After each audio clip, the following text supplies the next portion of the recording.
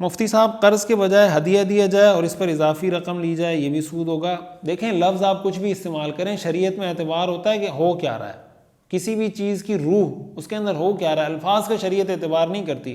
فقہ کا اصول ہے العبرۃ فی العقود للمعانی لا للالفاظ والمبانی، کہ عقود کے اندر، معاملات کے اندر معنی کا، مطلب کا، روح کا اعتبار ہوتا ہے، لفظ کا اعتبار نہیں ہوتا۔ آپ کسی کو ہدیہ دے کر اس پہ نفع لیں، یہ بھی سود ہے، قرض کا نام دے کر نفع لیں، یہ بھی سود ہے، کچھ فری میں دے کر کہیں کہ پھر میں آپ سے پیسے لوں گا اور پھر نفع لوں گا، وہ بھی سود ہے۔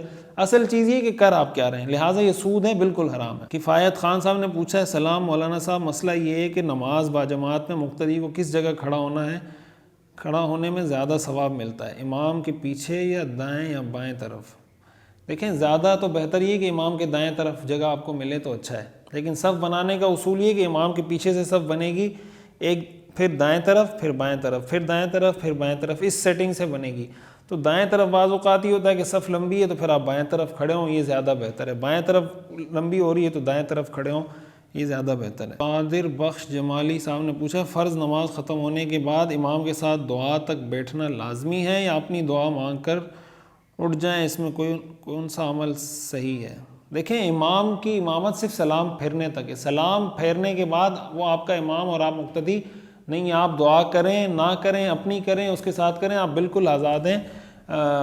مستقل طور پر امام کے ساتھ دعا کرنا اور نماز کے بعد مستقل طور پر اجتماعی دعا کا اہتمام کرنا یہ ثابت نہیں ہے۔ امتیاز بابو خان جناب، میں 2 دفعہ سوال کر چکا ہوں، جواب فرما دیں۔ میرا سوال یہ کہ ایسی نعت پڑھنا جس کی طرز گانے کی طرز ہو، جسے سن کر دھن گانے کی طرف دھیان گانے کی طرف چلا جائے، تو ایسی نعت پڑھنا جائز ہے؟ رہنمائی فرمائیں۔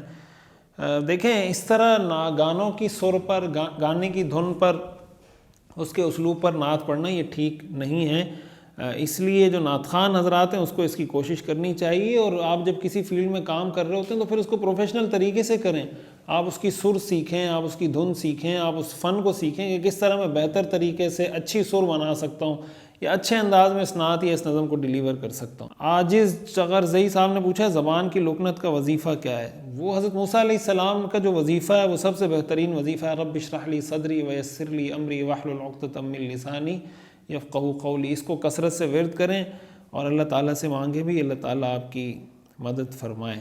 محمد ارشد صاحب نے سوال کیا، اگر سسرال میں داماد کو الگ کمرہ نہ دیا جائے تو داماد کہہ سکتا ہے کہ مجھے الگ چاہیے کمرہ، جبکہ اس میں گھر والی بیماری کی وجہ سے سسرال میں ہو تقریباً 9 مہینے سے؟ نہیں، آپ کمرے کا مطالبہ تو نہیں کر سکتے، آپ وہاں جا کے رہیں، وہ آپ کو افورڈ کر سکتے ہیں تو دیں گے کمرہ، نہیں کر سکتے تو آپ کو نہیں دیں گے۔ آپ اگر ان سے ملنا چاہتے ہیں تو آپ خود اس کو اپنے گھر میں لے جا کے علاج کریں، والدین کے گھر میں رکھنا آپ پر کوئی لازم تو نہیں ہے۔